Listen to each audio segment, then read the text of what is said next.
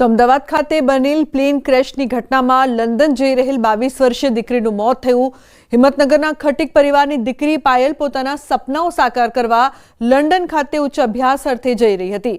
આ દીકરીના પિતા પોતે લોડિંગ રિક્ષા ચલાવીને પોતાના ઘરનું ગુજરાન ચલાવતા।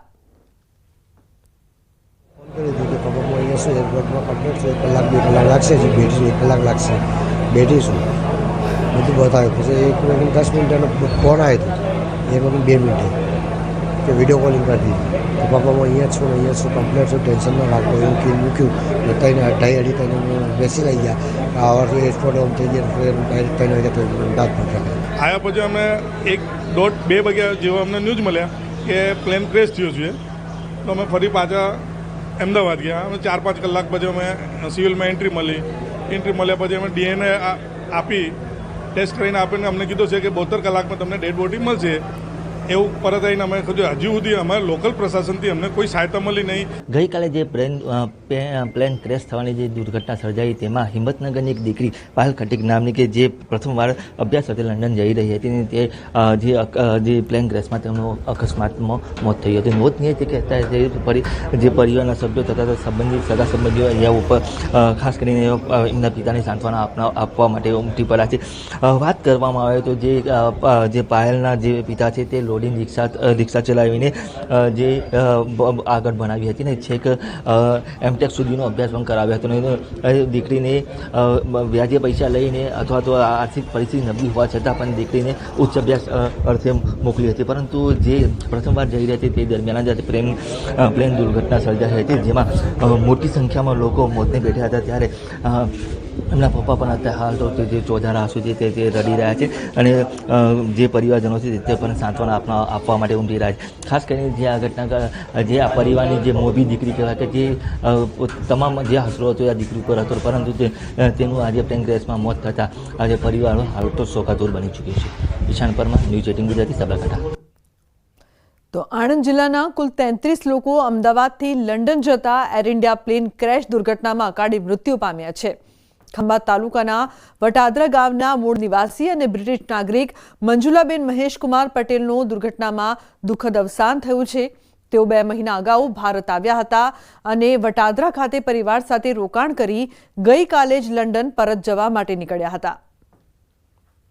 ઘટના બની કે અમારા ભાભી 2 મહિના પહેલાં અહીંયા આવેલા, હવે ત્યાં લંડન જવા માટે અમદાવાદથી લંડનનું પ્લેન ખરું ને એ ક્રેશ થઈ ગયું, એમાં ઓફ થઈ ગયા।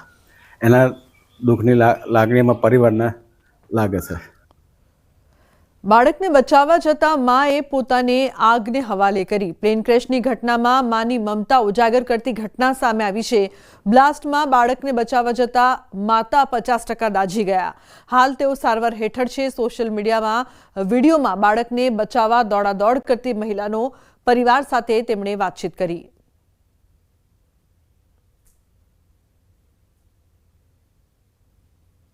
મહત્વનું છે કે મહિલાના પતિએ વર્ણવી છે ઘટના, સમગ્ર ઘટના કઈ રીતે ઘટી હતી। બાળકને બચાવવા જતા માતાએ પોતાને આગને હવાલે કરી।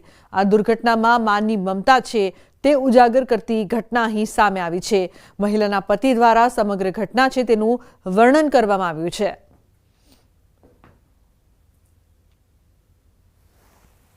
પ્લેન દુર્ઘટના બની હતી અને તેમાં એક વિડીયો જે વાયરલ થયો છે જેમાં એક માતા જે છે તે પોતાના બાળકને બચાવવા જતા 50%થી પણ વધુ જે છે દાઝી ગયા છે અને અમદાવાદ સિવિલ હોસ્પિટલમાં સારવાર લઈ રહ્યા છે। એ સીતાબેન જે છે તેમના પતિ જે છે સુરેશભાઈ આપણી સાથે છે। સુરેશભાઈ, જે વિડીયો વાયરલ થયો છે કે જેમાં જે પ્લેન દુર્ઘટના થઈ હતી અને ત્યાં અફડાતફડીનો માહોલ હતો, સીતાબેન પણ દોડી રહ્યા હતા તમારા બાળકને બચાવવા માટે, શું ઘટના થઈ હતી અને શું કહેશો, શું થયું હતું? એની અંદર એવું હતું સાહેબ કે મારા વાઈફ ત્યાં કઈ ચાની કેટલી ચલાવે છે, છોકરો ને હું ઘેર હતા, છોકરાને ટિફિન લઈને એની મમ્મીને ત્યાં મોકલ્યો। મેં 12 વાગી ગયા હતા, જ્યાં બેઠા તું તારી ટાઈમ મમ્મીને ટિફિન આપી આવી તો કે સારું પપ્પા, એમને ટિફિન લઈને હોટલે મોકલ્યા ને હું છે તો ચાની કે ભારું લઈને સાહેબાગ ગયો।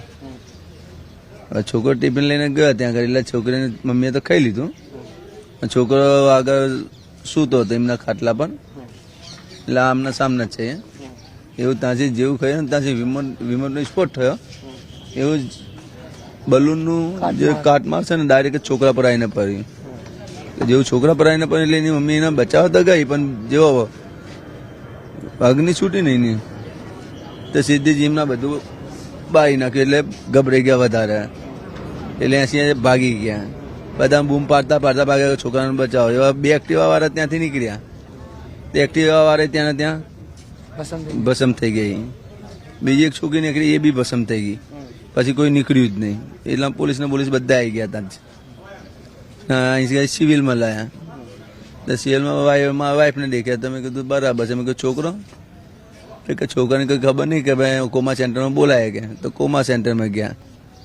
તો કંઈક છોકરાને કે અહીં લઈ ગયા છે, કે જે પહેલા અમારી ગાડી આવી હતી ને એમાં જે છોકરો ક્યાંય કરી પોસ્ટમોર્ટમમાં લઈ ગયા છે. પોસ્ટમોર્ટમમાં લઈ ગયા એટલે પીછે પૂરો જે અમારા ભત્રીજો જે છોકરાને લઈને આવ્યો હતો એ સાથે જ હતો. એટલે પોસ્ટમોર્ટમનું નામ લીધું એટલે પછી પતી ગયું. કીધું જવા દો, પતી ગયું.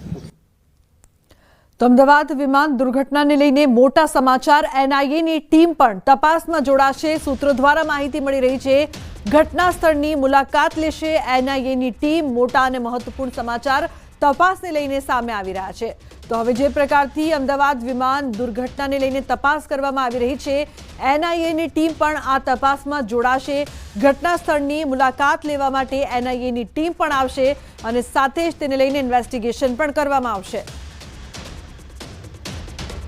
સુરતના જાણીતા સર્જન ડોક્ટર હિતેશ શાહ અને તેમની પત્ની ડોક્ટર અમિતા શાહનું અમદાવાદથી લંડન જતી એર ઇન્ડિયા ફ્લાઇટ દુર્ઘટનામાં દુઃખદ અવસાન થયું છે. ડોક્ટર શાહ છેલ્લા 40 વર્ષથી સર્જરી ક્ષેત્રે ઓળખ ધરાવતા અને સેવાભાવથી કાર્યરત હતા. પોતાના સ્મિથ હોસ્પિટલ બંધ કરીને ટ્રસ્ટની હોસ્પિટલમાં સેવા આપી રહ્યા હતા. લંડન જવાના દિવસે પણ 3 સર્જરી કરી તેઓ અમદાવાદ રવાના થયા હતા. તેઓ માત્ર 1 અઠવાડિયા પછી જવાના હતા, પરંતુ પરિવારના આગ્રહથી તેઓ વહેલા નીકળ્યા. દુર્ઘટનાએ તબીબી જગતમાં ભારે ખોટ ઊભી કરી છે. દંપતીના 2 પુત્રો હાલ અમેરિકામાં છે. સેલિબ્રેશન ત્યાં હતું એમના કુટુંબનું અને તેને માટે જવાના હતા અને તે ગયા હતા. વિધિની વિચિત્રતા તો એવી છે કે અઠવાડિયા પછી જવા ઈચ્છતા હતા, પરંતુ કુટુંબના સભ્યોના આગ્રહને કારણે 1 દિવસ 1 અઠવાડિયું વહેલા ગયા અને તેમાં એમણે આ જીવ ગુમાવવો પડ્યો. અમારા સુરતને માટે, અમારી સંસ્થાને માટે બહુ મોટી ખોટ છે, કેમ કે એમના જેવા સર્જન, નીવડેલા સર્જન અને આવા સરસ સર્જનને આપણે ગુમાવ્યા છે. તો ગઢડા તાલુકાના યુવક યુવતીના મોતથી છવાયો છે માતમ. તાજેતરમાં જ બંનેની સગાઈ થઈ હતી. ધાર્મિક પ્રસંગમાં લંડનથી ઘરે આવ્યા હતા. ત્યાં નોકરી કરી એમેઝોનમાં સંબંધ માટે આવ્યા હતા. એના સંબંધ કર્યો એટલે બંને આવ્યા હતા. ત્યાં ઓનલાઈન સાંડલા કર્યા હતા. પછી પાછા અહીંયા આવી ગયા એટલે એના માવતર અહીંયા હું અહીંયા હતો. ખૂબ જ અત્યારે અડતાળા ગામ શોકમગ્ન છે. અહીંયા આગેવાનો પણ બધા આવે જાય છે અને દિલાસો આપવા માટે. તાલુકામાં પણ એક ઘેરો પ્રત્યાઘાત. ધાર્મિક સંસ્થાઓના વડા હોય, આગેવાનો હોય, ગામના લોકો ખૂબ શોકમાં છે, કારણ કે આ ન ધાર્યું હોય એવું બન્યું છે. એટલા માટે ખૂબ શોકમાં છે.